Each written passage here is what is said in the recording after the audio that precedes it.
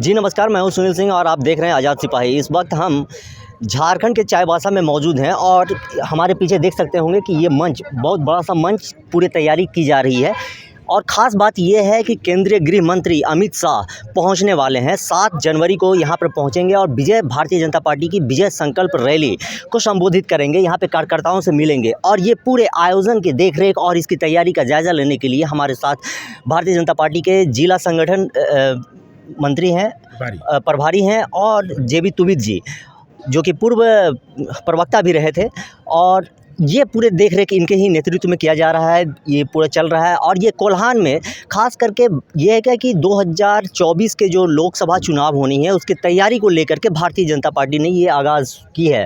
और झारखंड से इसकी शुरुआत हुई है, वो भी कोल्हान क्षेत्र से। और कोल्हान क्षेत्र से ही जेबी तुबिद जी हैं, इनसे ही हम पूरे इस मामले में जानना चाहेंगे कि आखिर ये तैयारी क्यों है और भारतीय जनता पार्टी यहाँ से ही क्यों शुरुआत कर रही है, इसका क्या उद्देश्य है, ये सारी बात हम जानते हैं। सर, ये जो तैयारी चल रही है विजय संकल्प रैली, वो खास करके ये कोल्हान से ही क्यों आखिर शुरू की गई?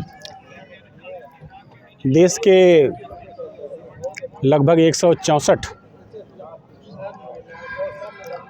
लोकसभा निर्वाचन क्षेत्रों को चिन्हित किया गया है और जो हमारा सिंहभूम लोकसभा है, ये उन 164 लोकसभा चिन्हित जो निर्वाचन क्षेत्र है उसमें एक चिन्हित निर्वाचन क्षेत्र है।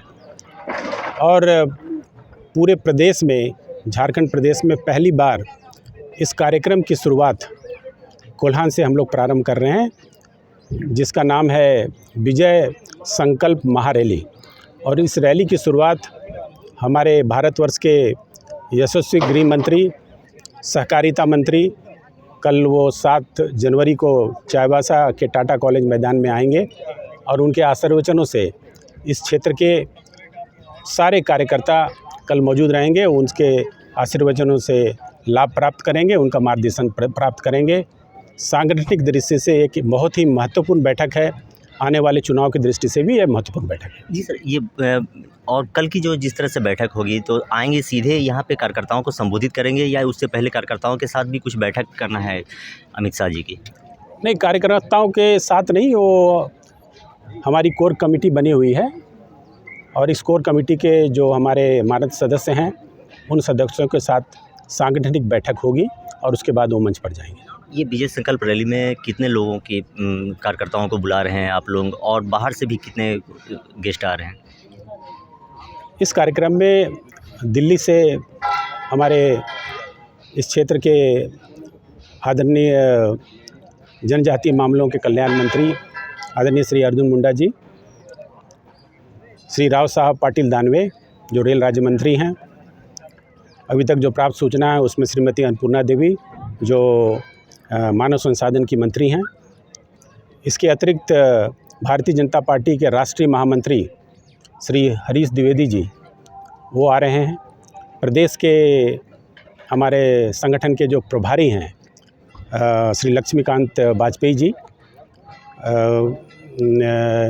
हमारे क्षेत्र के जो संगठन प्रभारी मंत्री हैं आदरणीय श्री नागेंद्र जी, इस प्रदेश के हमारे संगठन महामंत्री हैं आदरणीय श्री करमवीर जी, प्रदेश के हमारे यशस्वी प्रदेश अध्यक्ष आदरणीय श्री दीपक प्रकाश जी, और गांव से हमारे बूथ स्तर के कार्यकर्ता, मंडलों से हमारे पदों पर जो दायित्वों पर हैं वैसे कार्यकर्ता, और इसके अतिरिक्त आम जनता जिन्हें हम लोगों ने आमंत्रित किया है, वो सभी यहाँ अपेक्षित हैं। सर, 2019 में जो चूक हुई थी, क्या उस चूक को इस रैली के द्वारा पाट ली जाएगी? नहीं, पार्टी उसे चूक नहीं समझती है। राजनीतिक जो हमारे चुनाव होते हैं, आपको मैं बताना चाहता हूं कि जो बूथ वोटों का प्रतिशत है, आप सभी जो हमारे विरोधी पक्ष हैं उनके वोटों के प्रतिशत को अगर आप जोड़ेंगे तो आप पाएंगे कि हमें वोटों का प्रतिशत उनके प्रतिशत से ज़्यादा प्राप्त हुआ, लेकिन दुर्भाग्यवश हमें वो सीटें नहीं मिल पाई। तो इसकी हम लोगों ने समीक्षा की है और सांगठनिक रूप से इसे रिज़ल्ट में कैसे बदला जाए, इस पर हम लोग रणनीति हम लोग बनाए हैं और बना रहे हैं, और इस पर ही हम लोग आगे कार्य करेंगे। जी सर, ये रणनीति पर ही जैसे बात कर रहे हैं कि खास करके 2019 के चुनाव में अगर हम देखें तो भारतीय जनता पार्टी की तरफ से जो है उससे आदिवासी वोट खिसका है। तो क्या लगता है कि इन दिनों मतलब 19 से लेकर के और अब तक में क्या कुछ इसमें परिवर्तन आया है कि भारतीय जनता पार्टी की ओर जो है आकर्षित हुए हों आदिवासी? देखिए, ऐसा कहना गलत है कि आदिवासी वोट खसका है।